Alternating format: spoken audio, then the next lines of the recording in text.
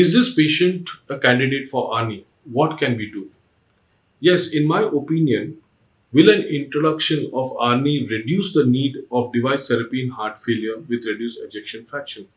Now, when you have the recommendations for implantable cardioverter defibrillator in patients with heart failure, these are recommended in patients to reduce the risk of sudden cardiac death or all-cause mortality in patients who have recovered from ventricular arrhythmia causing hemodynamic instability and who are expected to survive for just less than 1 year.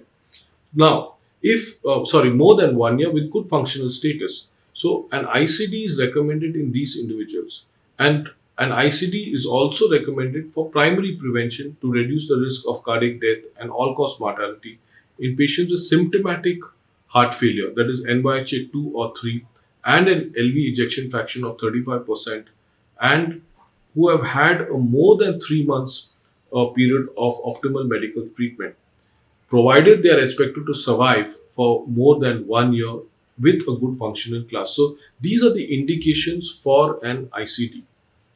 Now, there is a gap in evidence. There's long-term data on tolerability and compliance of ARNI in real-world scenarios, which is still not available.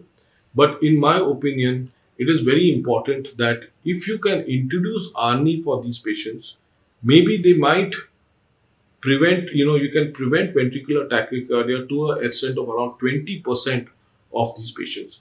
So implantable cardioverter defibrillators, yes, you can. These are patients who require these devices. You can start ARNI. It is not a substitute for ICD or CRT, definitely not. But having an ARNI on board can prevent sudden cardiac death to almost to the tune of 20% in patients with LV ejection fraction less than 35%.